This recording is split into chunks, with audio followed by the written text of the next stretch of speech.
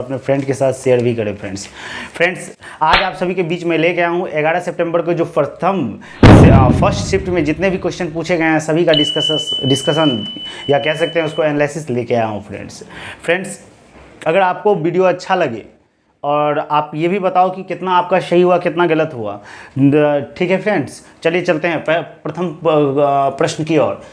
जनजातीय खेल महोत्सव का आयोजन पहली बार कहाँ हुआ था? जनजातीय खेल महोत्सव का आयोजन पहली बार कहाँ हुआ था, ये प्रश्न पूछा गया था।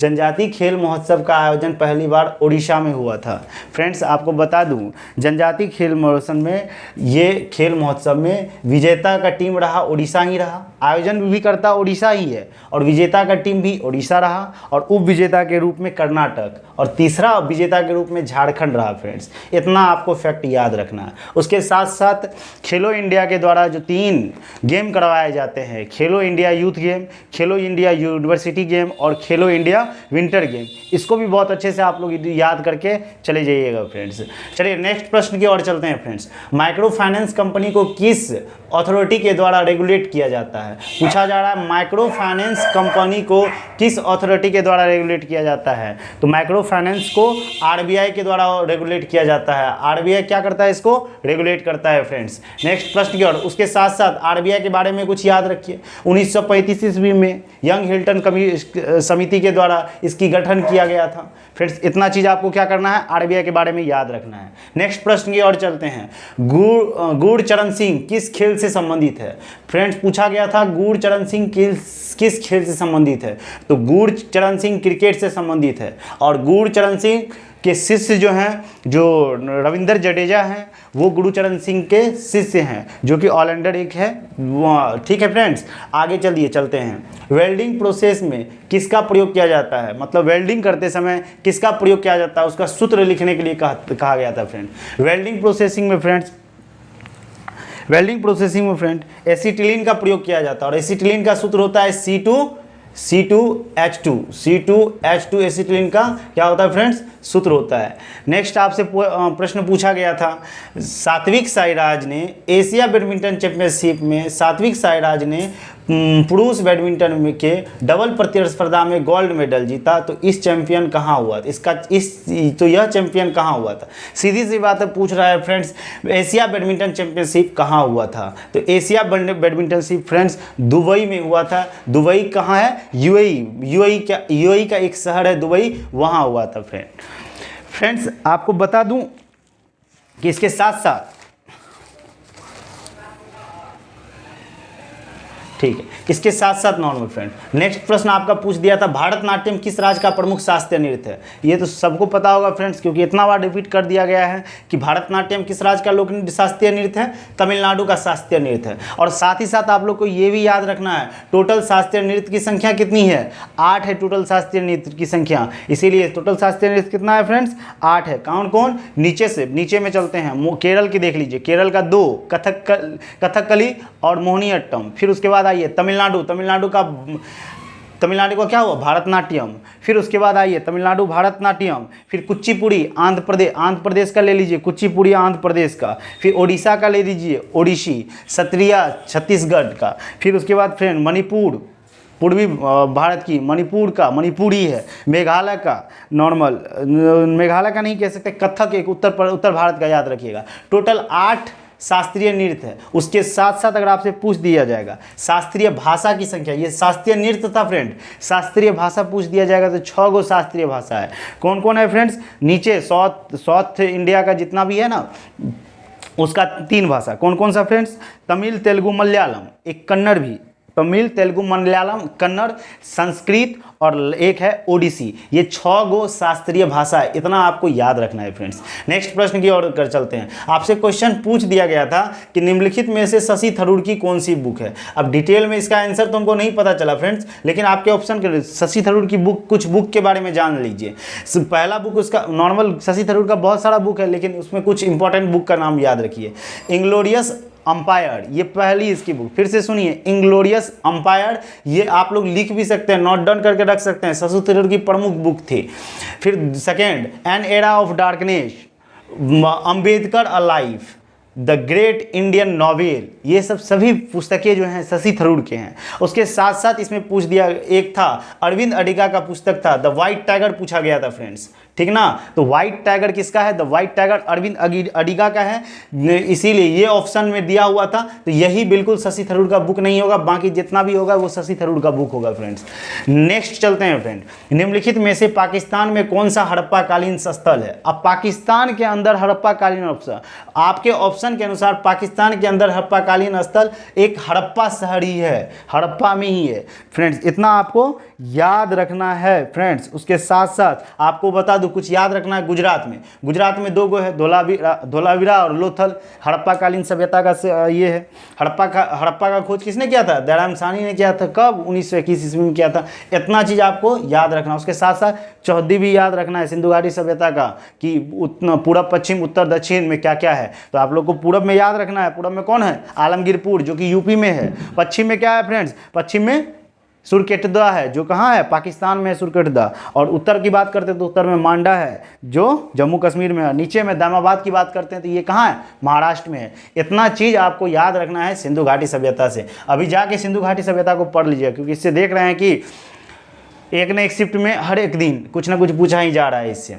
और नेक्स्ट क्वेश्चन फ्रेंड आपसे पूछा गया था 68वां फिल्म फेयर अवार्ड बेस्ट गायक पूछ दिया इस बार फ्रेंड। बेस्ट गायक 2023 का किसे दिया गया? तो अरिजीत सिंह को दिया गया। किसके लिए? केसरी मूवी के लिए, केसरी सॉन्ग के लिए अरिजीत सिंह को बेस्ट गायक 2023 का अवार्ड दिया गया 68वां फिल्म फेयर। और 68वां फिल्म फेयर अवार्ड से कुछ और याद रखिएगा फ्रेंड्स। बेस्ट फिल्म अगर पूछा जाएगा तो 68वां फिल्म का बेस्ट फिल्म तो गंगूबाई, जो आलिया भट्ट की गंगूबाई थी ना, वो गंगूबाई बेस्ट फिल्म का अवार्ड इसको मिला है फ्रेंड्स। नेक्स्ट आपको बेस्ट एक्टर की अगर बात करें तो वो राजकुमार राव, जो वो ठुकरा के मेरा प्यार इंतहाम देखेगी एक मूवी में जो था, ठीक ना फ्रेंड्स, वही है बेस्ट एक्टर के अवार्ड में मिला है उसको फ्रेंड्स। नेक्स्ट चलते हैं, नेक्स्ट आगे की ओर चलते हैं फिर।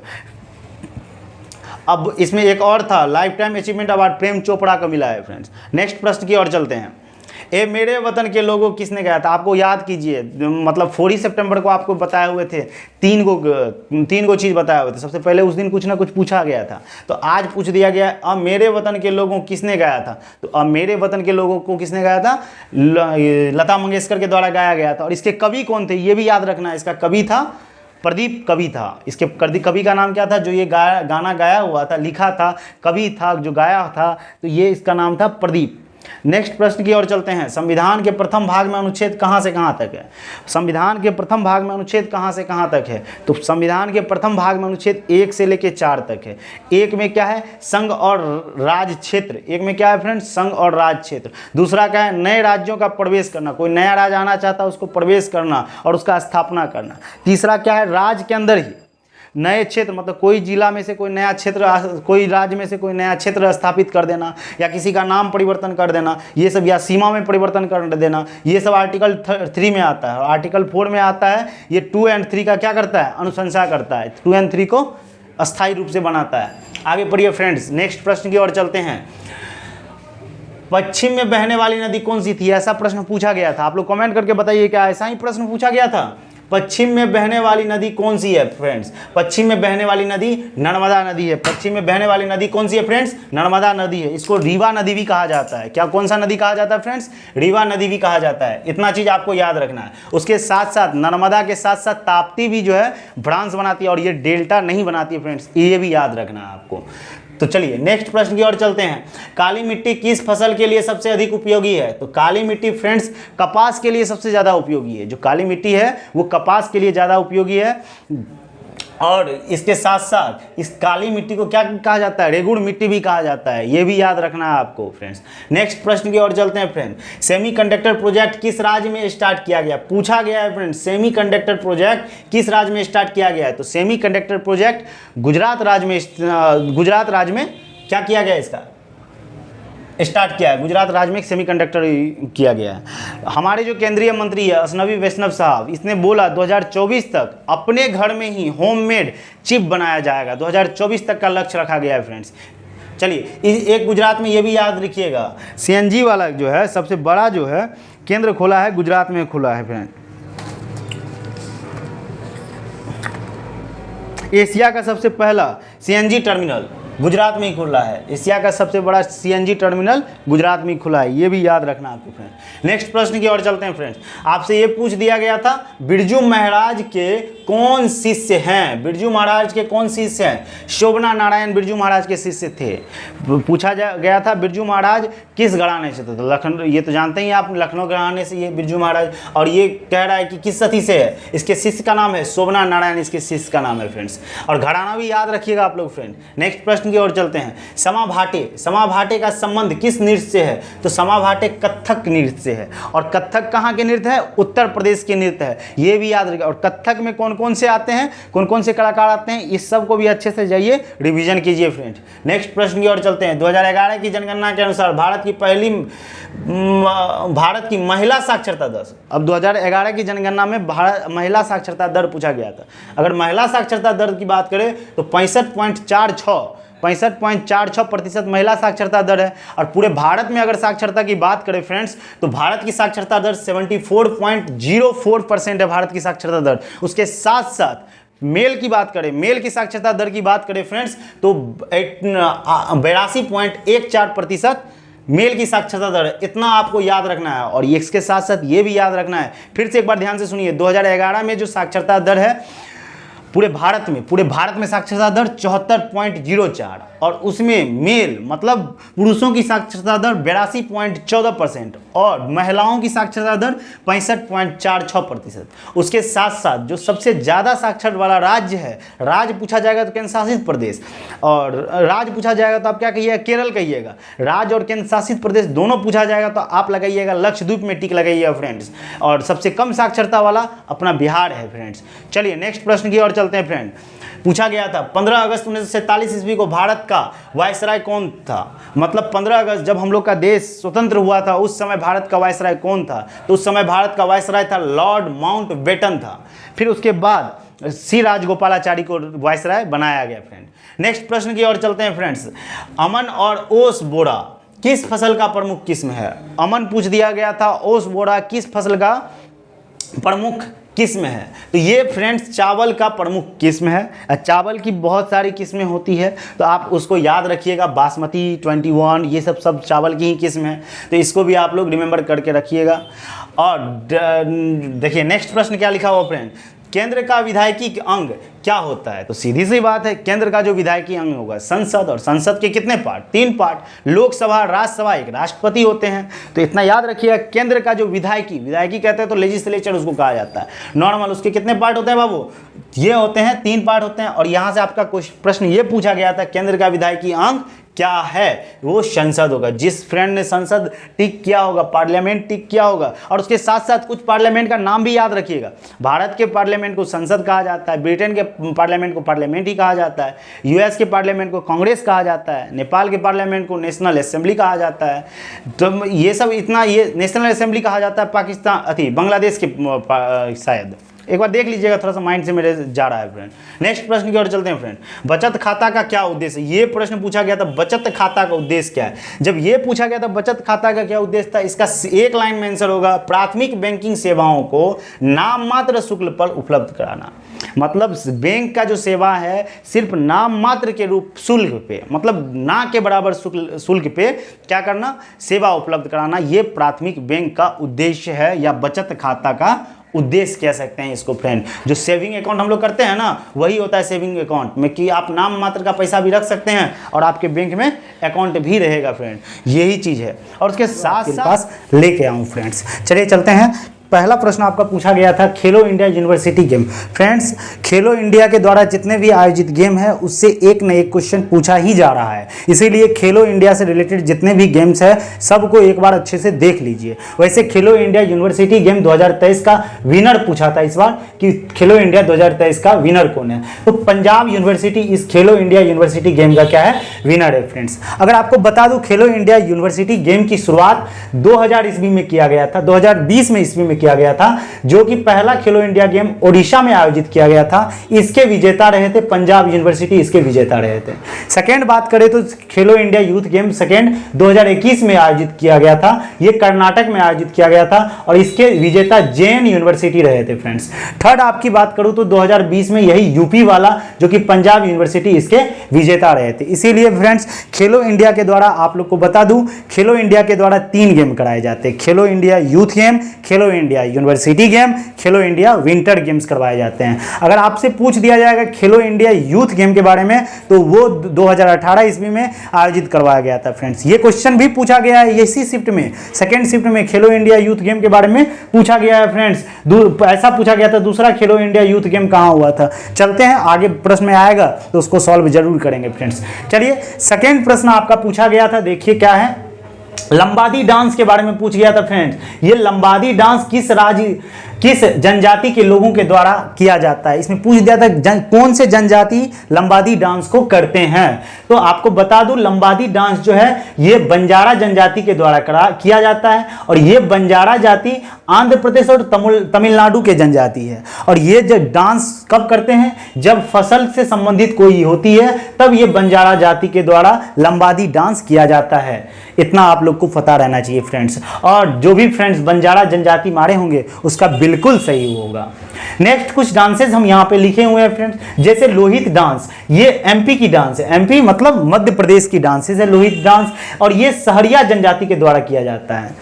लोहगी डांस अगर पूछा जाएगा आपसे बाबू किस जनजाति के द्वारा किया जाता है, सहरिया जनजाति के द्वारा किया जाता है मध्य प्रदेश में। नेक्स्ट एक घूमर होता है, घूमर के द्वारा भील जनजाति के द्वारा किया जाता है घूमर डांस, और जो कि राजस्थान की जाति है। नेक्स्ट अगर बता दें गारो अगर पूछ दिया जाएगा, गारो मेघालय की जनजाति है फ्रेंड्स।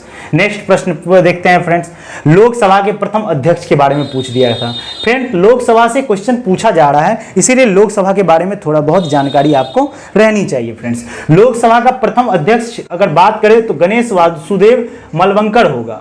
अगर जो भी फ्रेंड गणेश वासुदेव मालवंकर मारे होंगे उसका बिल्कुल सही होगा। अब लोकसभा की बात करें तो इसकी गठन फ्रेंड्स 1952 ईस्वी में ये भी प्रश्न पूछा गया है, और प्रथम महिला अध्यक्ष ये भी पूछा गया था, मीरा कुमार लोकसभा के प्रथम महिला अध्यक्ष हैं। और उपाध्यक्ष याद रखिएगा ये नहीं पूछा गया है, किसी भी शिफ्ट में पूछा जा सकता है। उपाध्यक्ष की बात करें तो अनंत संयम इसके लोकसभा के प्रथम उपाध्यक्ष हैं। अभी कौन सी लोकसभा चल रही है फ्रेंड्स, 17वीं लोकसभा चल रही है। कहाँ कितने ईस्वी से कितने ईस्वी तक चलेगी, 2019 से 2024 तक चलेंगे। और अभी उसके अध्यक्ष कौन है फ्रेंड्स, कौन, तो ये आप लोग को आंसर देना है कि लोग अभी वर्तमान समय में लोकसभा के अध्यक्ष कौन है, वर्तमान समय में लोकसभा के अध्यक्ष कौन है, आप लोग कमेंट में जरूर आंसर करें।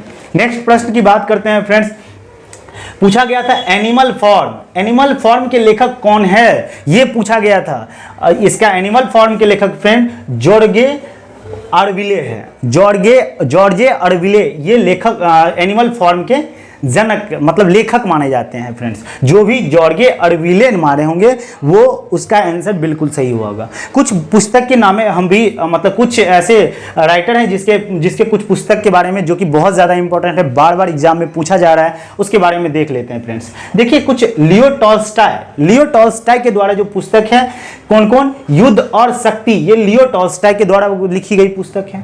मील के पत्थर ये भी लियो टॉल्स्टॉय के द्वारा लिखित पुस्तक है। एक और अन कैरोलीन ये भी लियो टॉल्स्टॉय का पुस्तक है फ्रेंड्स। फिर से सुनिएगा फ्रेंड्स, लियो टॉल्स्टॉय के द्वारा पुस्तक कौन कौन से, युद्ध और शांति, मील के पत्थर, अन कैरोलीन, ये सभी लियो टॉल्स्टॉय के पुस्तक हैं फ्रेंड्स। नेक्स्ट इसमें फ्रेंड्स दूसरा एक चार्ल्स डिकेंस भी एक बहुत फेमस लेखक हैं फ्रेंड्स। इसके भी कुछ पुस्तक को आपको याद रखना है क्योंकि एग्जाम में पूछा जा रहा है फ्रेंड्स। याद रखना है ओलिवर ट्विस्ट, ये किसके हैं, चार्ल्स डिकेंस की पुस्तक है। ओलिवर ट्विस्ट किसकी पुस्तक है फ्रेंड्स, चार्ल्स डिकेंस की पुस्तक है। फिर उसके बाद अ टेल ऑफ टू सिटीज, ये भी चार्ल्स डिकेन की पुस्तक है। आप फ्रेंड्स चार्ल्स डिकेन की 2 पुस्तकें यहाँ पे हमने लिखा है जो कि बहुत ज़्यादा इंपॉर्टेंट है, एग्जाम के दृष्टि से बहुत ज़्यादा पूछा जाता है एग्जाम में फ्रेंड्स।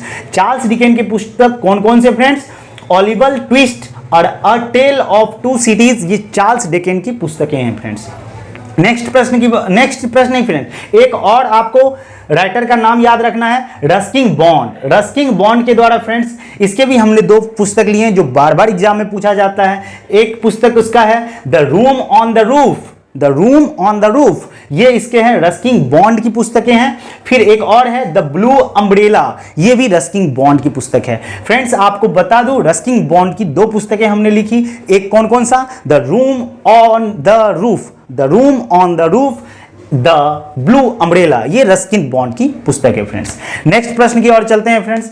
बाल विवाह एक्ट, ये फ्रेंड्स हम जब से एनालिसिस करवा रहे हैं, बाल विवाह एक्ट के बारे में पूछा जा रहा है फ्रेंड्स। बाल विवाह से रिलेटेड जितने भी प्रश्न बन रहे हैं उसको अभी हम एक पॉइंट में यहां पे सॉल्व कर रहे हैं। इसको आप लोग क्या कीजिएगा, माइंड में रिमाइंड रखिएगा फ्रेंड्स। बाल विवाह एक्ट के तहत बाल विवाह को कब खत्म किया गया था, यह प्रश्न आपसे पूछा गया था।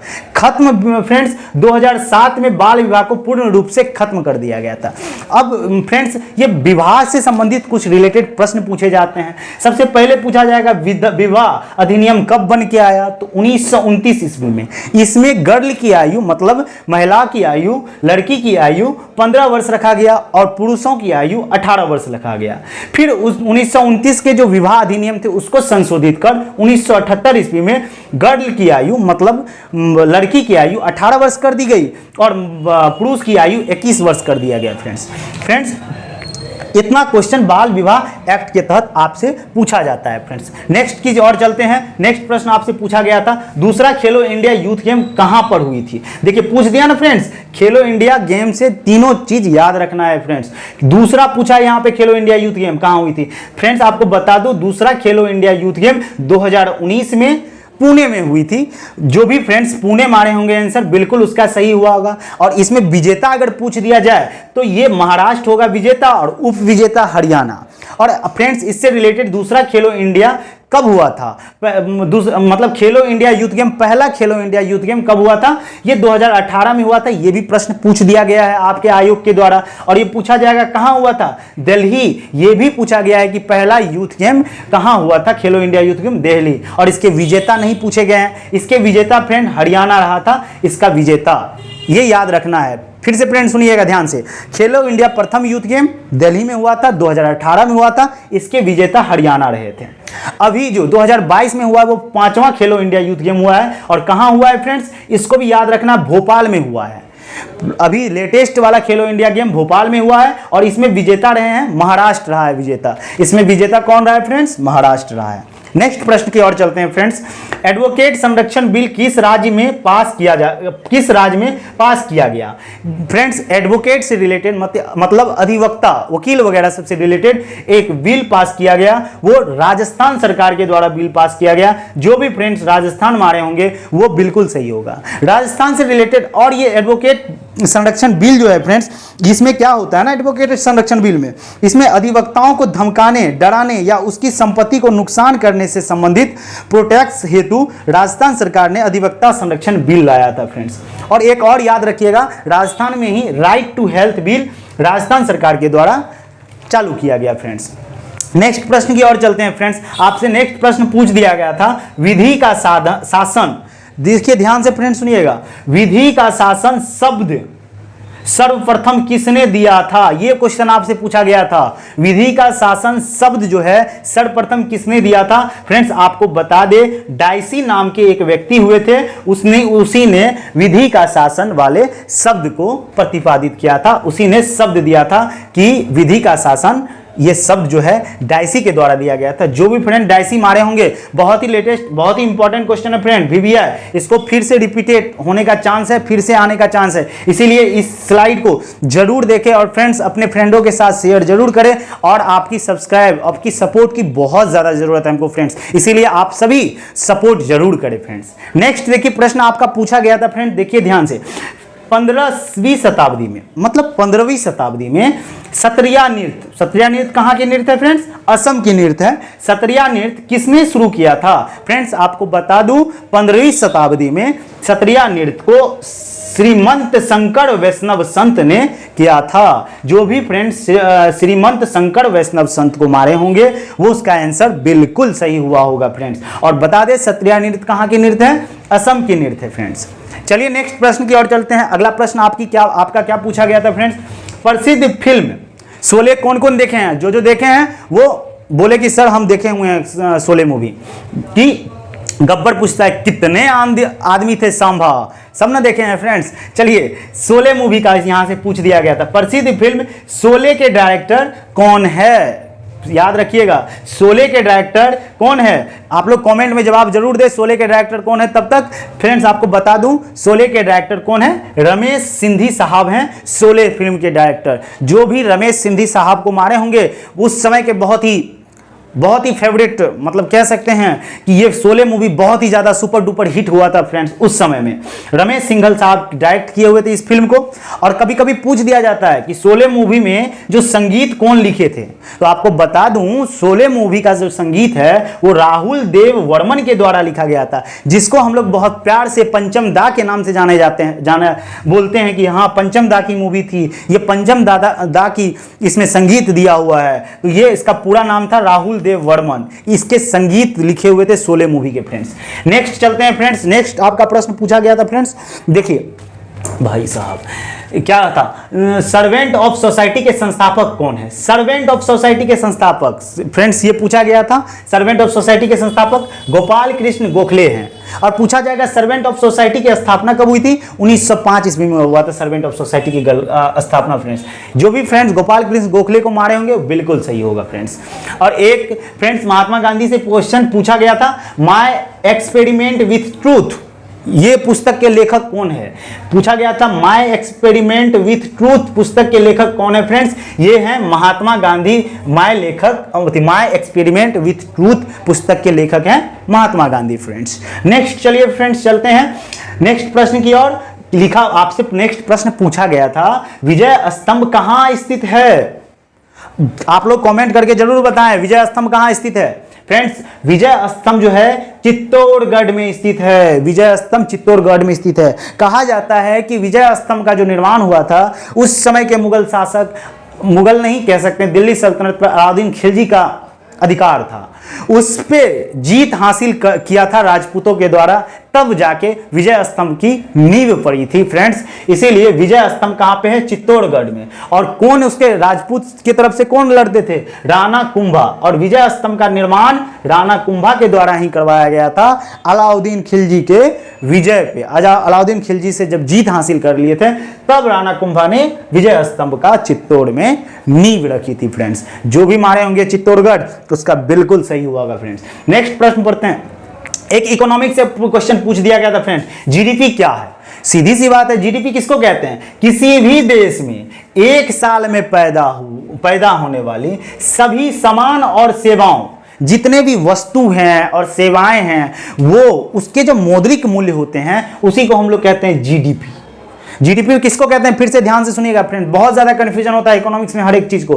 क्या कहते हैं? एक साल में कोई, मतलब मान लीजिए पूरे भारत में एक साल में जितना भी वस्तु होगा और जितना भी सेवा होगा उसका जो मौद्रिक मूल्य होगा, मौद्रिक मतलब पैसा वाला जो मूल्य होगा, वही क्या कहलाएगा? जीडीपी कहलाएगा। और कभी कभी जीडीपी का फुल फॉर्म याद रखिएगा, ग्रॉस डोमेस्टिक प्रोडक्ट, इतना याद रखिएगा। अब कभी कभी पूछ दिया जाता है एनडीपी, नेट डोमेस्टिक प्रोडक्ट। अब इसका मतलब क्या होता है? जीडीपी में से जब मूल्य ह्रास को घटा दिया जाता है, मूल्य ह्रास मतलब जो भी उसका जो साइड से लागत होता है उसको कहते हैं मूल्य ह्रास, उसको जब घटा दिया जाता है तो वो बन जाता है एनडीपी। तो ये सब प्रश्न पूछे जा रहे हैं फ्रेंड्स, इस सबको इंपॉर्टेंट करके आप लोग रिमेंबर रखिएगा। और जो भी एग्जाम देने जा रहे हैं उसके लिए बेस्ट ऑफ लक, और जाइए झंडा गाड़ के आइए, ठीक ना। और आप लोग कमेंट जरूर करें और मेरे टेलीग्राम चैनल को जरूर सब्सक्राइब कर ले। टेलीग्राम चैनल है K O K the key of knowledge, channel नाम से बना हुआ है फ्रेंड्स। आप लोग जरूर वहां पे जाके सपोर्ट करें, आप लोगों को वहां पे इंपॉर्टेंट क्यूज करवाया जाता है फ्रेंड्स, इसीलिए आप लोग जाके उसको ज्वाइन जरूर करें फ्रेंड्स। आगे नेक्स्ट चलते हैं। नेक्स्ट प्रश्न आपसे पूछा गया था, गेफिन किस तत्व से संबंधित है? फ्रेंड्स गेफिन तो हम लोग जानते हैं ना, गेफिन किस तत्व से संबंधित है? सीधी सी बात है, कार्बन से संबंधित है। ये कार्बन के अपरूप हुए गेफिन। अगर आपसे पूछ दिया जाएगा फ्रेंड्स कार्बन के अपरूप कौन कौन से हैं? कार्बन के अपरूप हीरा है, जो कि सबसे कठोर धातु के तत्व के सबसे कठोर माना जाता है हीरा को। फिर उसके बाद दूसरा अपरूप ग्रेफाइट है, जिसको विद्युत का क्या माना जाता है, सुचालक माना जाता है। इसमें क्या कीजिएगा, विद्युत का सुचालक कहने का मतलब क्या हुआ, अगर इससे इलेक्ट्रिक पास हो सकती है, इससे इलेक्ट्रिक क्या हो सकती है, पास हो सकती है। मतलब उधर ग्रेफाइट है, इधर भी ग्रेफाइट, अगर कोई यहाँ पे पकड़ा है तो उसको करंट लगने की संभावना है। सुचालक का मतलब क्या होता है, उसके द्वारा उससे बह सकती है करंट, धारा चल सकती है, जा सकती है। नेक्स्ट आपसे प्रश्न, हाँ और एक फ्रेंड, कार्बन का अपरूप याद रखिएगा, हीरा है, ग्रेफाइट है, फुलरीन भी पूछ सकता है आपसे फ्रेंड, पूछ देगा फुलरीन शब्द किससे संबंधित है, तो आप लोग मारिएगा कार्बन मार के आइएगा फ्रेंड्स। नेक्स्ट आपका प्रश्न पूछा गया था कानून का नियम, ये भी देखिए बहुत ज्यादा इंपॉर्टेंट है, कानून का नियम किसके द्वारा दिया गया था। अब फ्रेंड्स हम लोग पे राज कौन किया, अंग्रेजवा राज किया, और कानून का नियम भी कौन देगा, अंग्रेज देगा। तो इसीलिए इंग्लिश मैन के द्वारा कानून के नियम दिए गए। जो भी फ्रेंड्स इंग्लिश मैन मारे होंगे उसका बिल्कुल 100% सही होगा फ्रेंड्स। इसीलिए फ्रेंड्स, और आप लोग जरूर बताइएगा क्या यही सब क्वेश्चन पूछा गया था। अगर यही सब क्वेश्चन पूछा गया था आप लोग कमेंट में बिल्कुल बताइएगा कि हाँ सर यही सब क्वेश्चन पूछा गया था फ्रेंड्स। नेक्स्ट देखिए प्रश्न की ओर चलते हैं। हाँ एक चीज और, कानून के नियम को कौन 1885 ईस्वी में डफरीन के द्वारा किया गया। जो कांग्रेस पार्टी का जो नींव जो रखा हुआ था, तो दिमाग की उपज कहते हैं, डफरीन की दिमाग की उपज कहते हैं ना कांग्रेस पार्टी को, तो वही डफरीन के द्वारा कानून का नियम लाया गया था फ्रेंड्स। नेक्स्ट प्रश्न की ओर चलते हैं फ्रेंड्स, क्या था, किस बीमारी में हड्डी का ग्रोथ रुक जाता है। अब भाई साहब किसी को किस बीमारी में हड्डी का ग्रोथ होना रुक जाता है, ये रिकेट्स होता है, या इसी का दूसरा नाम फ्रेंड याद रखिएगा ऑस्टियोमलाइसिया, ऑस्टोमलाइसिस इसको पढ़ा जाता है वैसे, ऑस्टोमलाइसिस या रिकेट्स। ये विटामिन डी की कमी से होती है। और आपको बता दूं विटामिन डी सबसे ज्यादा मात्रा में आप धूप लेने में, मॉर्निंग उठिए और आराम से 10 मिनट कम से कम धूप में खड़ा रहिएगा फ्रेंड्स, तो क्या होगा, विटामिन डी आपका पूरा होगा। और आपको बता दें हम लोग का त्वचा ही एक ऐसा है जो विटामिन डी को संश्लेषित करता है। ये भी आपको प्रश्न याद रखना चाहिए फ्रेंड्स। नेक्स्ट आपसे प्रश्न पूछा गया था फ्रेंड्स, जलोढ़ मिट्टी कहां पाई जाती है। फ्रेंड्स जलोढ़ मिट्टी हम लोग के उत्तर भारत मतलब गंगा वाले मैदान क्षेत्र में पाया जाता है। गंगा वाले मैदान क्षेत्र में पाया जाता है क्या चीज फ्रेंड्स, जलोढ़ मिट्टी पाया जाता है। और जलोढ़ मिट्टी दो प्रकार के होते हैं, एक खादर जलोढ़ मिट्टी और एक क्या होते हैं, बांगर जलोढ़ मिट्टी। खादर जलोढ़ मिट्टी जो नया बन के जलोढ़ मिट्टी आया उसको खादर जलोढ़ मिट्टी, और बांगर किसको कहते हैं फ्रेंड्स, जो पुरानी जलोढ़ मिट्टी होती है उसको बांगर जलोढ़ मिट्टी कहा जाता है। नेक्स्ट प्रश्न आपसे पूछा गया था, क्या पूछा गया था, AFC नॉर्मल AFC चैंपियनशिप किस शतरंज खिलाड़ी ने ग्रैंड मास्टर का खिताब जीता था। पूछ रहा है कि AFC चैंपियनशिप में, ये एक बार क्वेश्चन देख लीजिएगा फ्रेंड, AFC या FFC है, इसका एक बार कमेंट करके जरूर बताइएगा। इसमें पूछा गया था शतरंज खिलाड़ी को, किस शतरंज खिलाड़ी को ग्रैंड मास्टर का खिताब दिया गया था फ्रेंड्स। आपको बता दूं ये कौस्तुभम चटर्जी को इसमें ग्रैंड मास्टर का पुरस्कार दिया गया था। ग्रैंड मास्टर का खिताब इसको मिला था इस चैंपियनशिप में, किसको, कौस्तुभम चटर्जी को मिला था फ्रेंड्स। जो भी कौस्तुभम चटर्जी को मारे होंगे उसका बिल्कुल सही होगा।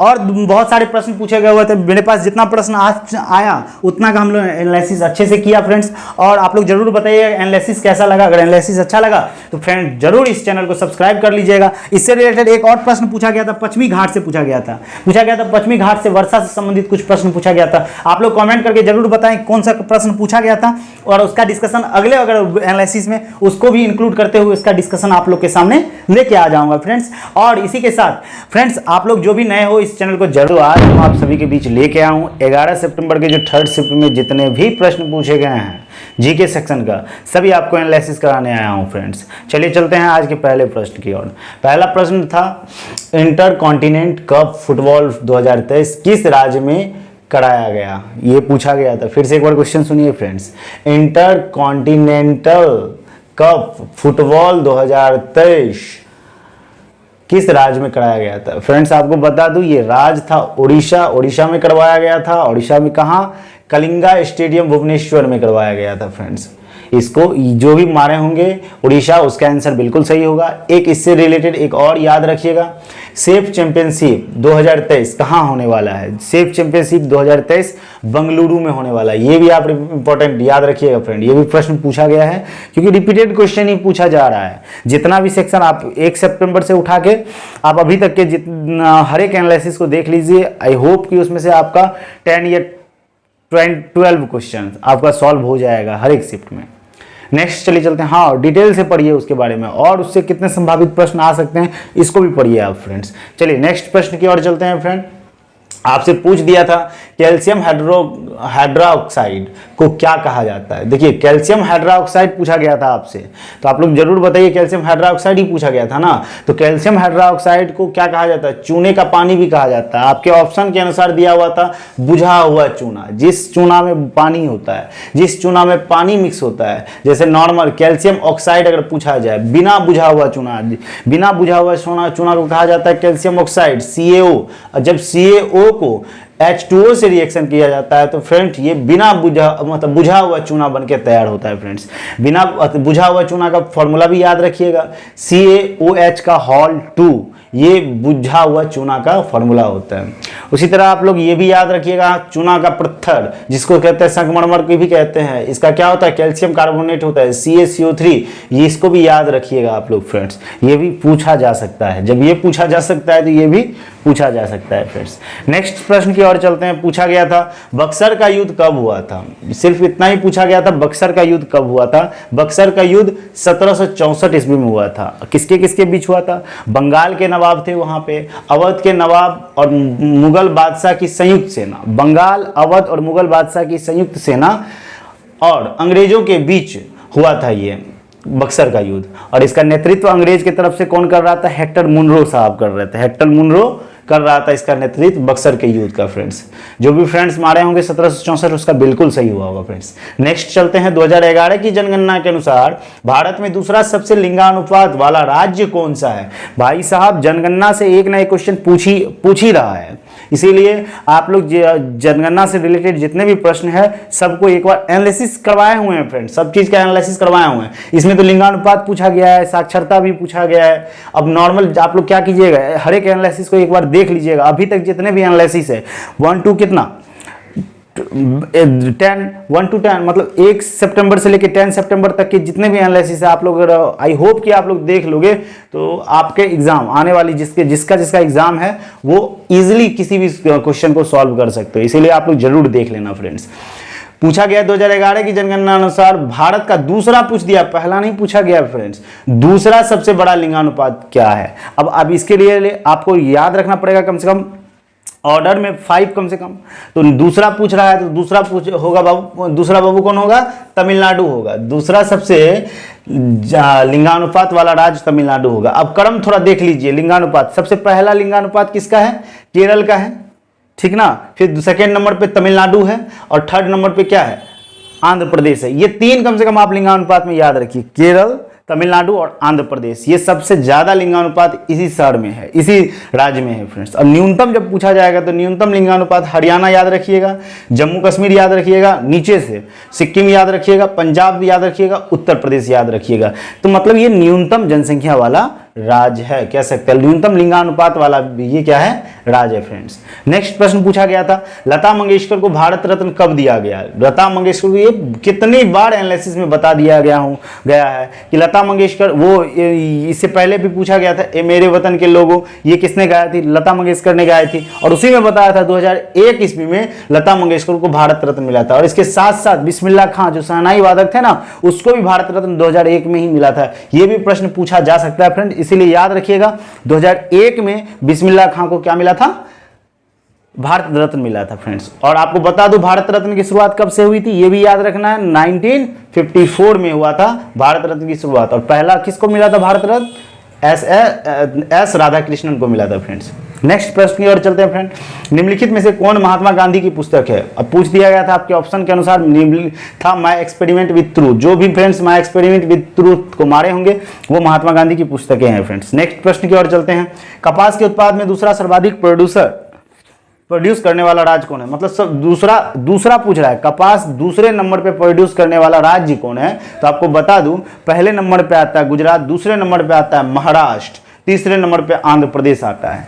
तो याद रखिएगा पहला नहीं पूछा गया फ्रेंड, दूसरा पूछा गया था। जो भी फ्रेंड महाराष्ट्र मार के आए होंगे उसका बिल्कुल 100% सही होगा। और कपास कौन सी मिट्टी में होती है, काली मिट्टी में होती है, ये भी आप लोगों को याद रखना है फ्रेंड।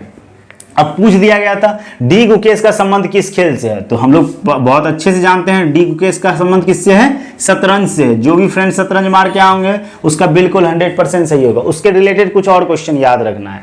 याद रखिए डी गुकेश के द्वारा 2018 में एशिया शतरंज चैंपियनशिप में 5 पदक जीत के आया था। एशिया शतरंज चैंपियनशिप में 2018 में डी गुकेश के द्वारा शतरंज में 5 पदक जीत के आया हुआ था ये। फिर एक और याद रखना आपको इसके शतरंज से रिलेटेड, भारत का सबसे कम उम्र का ग्रैंड मास्टर, ये पूछ सकता है आने वाला शिफ्ट में, भारत का सबसे कम उम्र का ग्रैंड मास्टर कौन है, तो याद रखिएगा अभिमन्यु मिश्रा भारत के सबसे कम उम्र का ग्रैंड मास्टर है। कौन, अभिमन्यु मिश्रा। चलिए नेक्स्ट प्रश्न की ओर चलते हैं। आर्टिकल 49 पूछ दिया गया, तो वही नीति निर्देशक तत्व, घुरा फिरा के नीति निर्देशक तत्व, मौलिक कर्तव्य और मौलिक अधिकार। ये मौलिक अधिकार, नीति निर्देशक तत्व, मूल कर्तव्य, ये 3 से ही अभी क्वेश्चन पूछा जा रहा है, इसीलिए ये तीनों को आप लोग बहुत अच्छे से देख लीजिएगा फ्रेंड्स। तो आर्टिकल इस बार पूछ दिया था 49 मतलब 49, ये इसका संबंध किससे? फ्रेंड्स आपको बता दूं आर्टिकल 49 जो है सार्वजनिक संपत्ति का रक्षा करना। जो सार्वजनिक संपत्ति है ना, जो सबके लिए मतलब वहां पे वैल्यू बराबर है, तो उसका क्या करना फ्रेंड्स, रक्षा करना 49 में है फ्रेंड्स। नीति निर्देशक सिद्धांत आपको बता दूं, ये नीति निर्देशक सिद्धांत के अंतर्गत आता है 31 से लेके 51 के बीच में। और याद है ना नीति निर्देशक सिद्धांत को 3 वर्गों में बांटा गया था, एक उदारवादी, एक गांधीवादी, पहले एक समाजवादी, उदारवादी और गांधीवादी। इसको भी इंपॉर्टेंट याद रखिएगा। गांधीवादी वाला आपको बताया होता है, एनालिसिस आप हर एक एनालिसिस देखिए। आई होप कि आपका एक भी क्वेश्चन नहीं छूटे। चलिए नेक्स्ट प्रश्न की बात करते हैं फ्रेंड। विश्व टेस्ट चैंपियनशिप 2021 से 2023 किस देश और किस स्टेडियम में खेला जाएगा? मतलब कह रहा है विश्व टेस्ट चैंपियनशिप 2021 और 2023 जो 21 वाला 23 में, जो 21 से 23 तक किस देश के स्टेडियम में खेला जाएगा? फ्रेंड्स आपको बता दूं ये इंग्लैंड में खेला गया था। कहाँ खेला गया था? इंग्लैंड में। और इसके विनर रहे थे ऑस्ट्रेलिया और भारत। जो भी इंग्लैंड मार के आएंगे उसका बिल्कुल सही होगा। इसका विनर कौन थे? ऑस्ट्रेलिया विनर थे। और उप विजेता की अगर बात करें तो विजेता ऑस्ट्रेलिया, उप विजेता भारत थे। और इससे रिलेटेड एक और याद रखिएगा, इस मैच में प्लेयर ऑफ द मैच किसको मिला था? ट्रेविस हेड को मिला था। इस मैच में प्लेयर ऑफ द मैच किसको मिला था फ्रेंड? ट्रेविस हेड को मिला था। याद रखिएगा कौन सा था? विश्व टेस्ट चैंपियनशिप था। पूछ सकता है, खेल से रिलेटेड बहुत सारा क्वेश्चन पूछ रहा है फ्रेंड्स। चलिए नेक्स्ट, अब पूछ दिया कि सेकेंड गोलमेज सम्मेलन में किसने भाग लिया था? सेकेंड गोलमेज सम्मेलन में महात्मा गांधी के, कांग्रेस के प्रतिनिधित्व के रूप में महात्मा गांधी ने भाग लिया था। अब गोलमेज सम्मेलन कितनी बार हुआ? 3 बार हुआ। 3 गोलमेज सम्मेलन हुआ। कब कब? 1930, 1931 और 1932 में हुआ था फ्रेंड्स। और तीनों गोलमेज सम्मेलन में पूछा जाएगा, तीनों गोलमेज सम्मेलन में किसने भाग लिया था? तो भीमराव अंबेडकर साहब ने क्या लिया था? तीनों गोलमेज सम्मेलन में भाग लिया था। इसके साथ साथ आपसे पूछ दिया जाएगा कि गोलमेज सम्मेलन के दौरान, आप लोग जवाब दीजिएगा, गोलमेज सम्मेलन के दौरान इंग्लैंड के जो थे प्राइम मिनिस्टर कौन थे? ठीक फ्रेंड, नेक्स्ट प्रश्न चलते हैं, नेक्स्ट प्रश्न की ओर।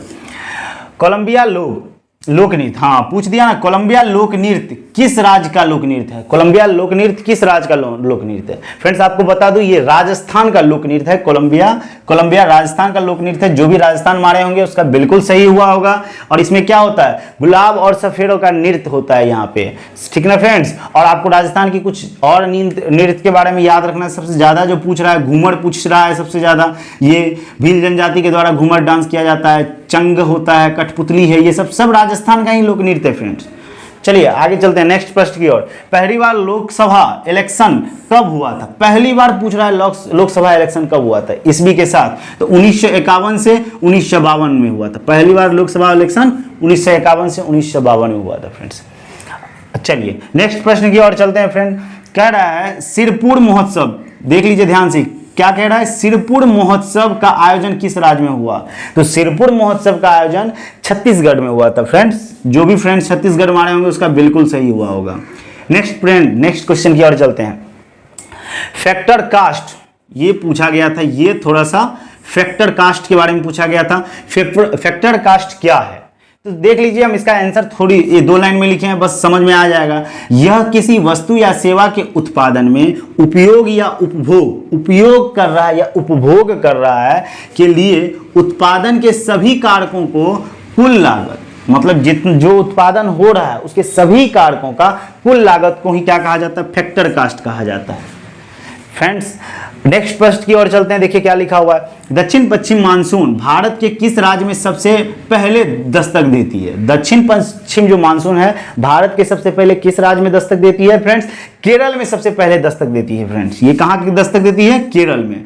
और इस केरल में इसको कहा जाता है अम्ल वर्षा के नाम से जाना जाता है फ्रेंड्स, केरल में। और उसी के जस्ट रिलेटेड साउथ में कर्नाटक में इसे फ्रेंड्स क्या कहा जाता है? प्रफुस्तन के नाम से भी जाना जाता है। और वही वर्षा आ जाती है जब पंजाब में, तो काल बैसाखी के नाम से जाना जाता है फ्रेंड्स। और आपको बता दूं, ये जो है दक्षिण पश्चिम मानसून जून मंथ के प्रथम सप्ताह को ये इसका आगमन होता है। ये भी पूछ सकता है दक्षिण पश्चिम मानसून कब इसका आगमन होता है, तो कहिएगा जून महीने के प्रथम सप्ताह में दक्षिण पश्चिम मानसून का आगमन होता है। नेक्स्ट प्रश्न चलते हैं फ्रेंड, महात्मा गांधी जयंती कब मनाया जाता है? देखिए फ्रेंड, ये क्वेश्चन थोड़ा सा डाउटफुल लगा, क्योंकि महात्मा गांधी से रिलेटेड कह रहा था, कौन सा जयंती किससे रिलेटेड है। तो हम 2-3 क्वेश्चन लाए हुए हैं, इसका देख लीजिए, जो भी रिलेट करता हो आप लोग सही कर लेना। कह रहा कि महात्मा गांधी का जयंती कब मनाया जाता है? तो हम लोग जानते हैं कि 2 अक्टूबर को महात्मा गांधी का जयंती मनाया जाता है। और इसी समय अंतर्राष्ट्रीय अहिंसा दिवस भी मनाया जाता है। और इसी समय यूएन का भी स्थापना हुआ था। 2 अक्टूबर को भी यूएन का गठन किया गया था फ्रेंड्स। ये याद रखिएगा, 2 प्रश्न है, विश्व अहिंसा दिवस 2 अक्टूबर और यूएन का गठन 2 अक्टूबर। देखिए, और आप लोग कमेंट करके बताइए इसमें से कौन सा क्वेश्चन आपका पूछा गया था। ये अहिंसा दिवस वाला पूछा गया था, यूएन का गठन वाला पूछा गया था। चलिए फ्रेंड्स आगे चलते हैं। अलारवेल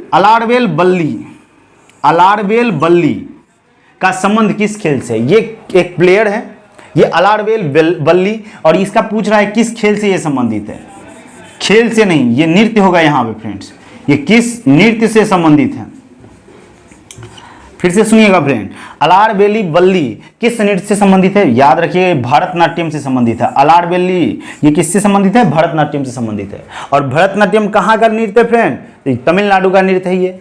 और ये जो है अलारवेली जो है पंडालूर शैली का प्रख्यात नृत्यांगना है। जो भारतनाट्यम में ये पंडालूर शैली होता है, इसके प्रमुख नृत्यांगना है कौन? अलारवेली बल्ली। चलिए नेक्स्ट प्रश्न की ओर चलते हैं। शायद ये क्वेश्चन पूछा गया था या नहीं पूछा गया था फ्रेंड्स, एक लड़का के द्वारा भेजा गया है कि अस्थि मज्जा किसके निर्माण में भाग लेती है? अस्थि मज्जा जो होता है किसके निर्माण में भाग लेती है? तो ये ब्लड सेल के निर्माण में भाग लेती है अस्थि मज्जा। और इसके रिपेयरिंग में, अस्थि मज्जा की रिपेयरिंग में जो कोशिका लगती है उसको स्टेम कोशिका कहा जाती है, स्टेम सेल के नाम से जाना जाता है उसको। फिर से सुनिएगा फ्रेंड, अस्थि मज्जा का निर्माण भाग जो होता है वो ब्लड सेल निर्माण करता है, ठीक। और इसका रिपेयरिंग का काम जो करता है वो स्टेम सेल करता है। इतना याद रखना आपको अस्थि मज्जा के बारे में।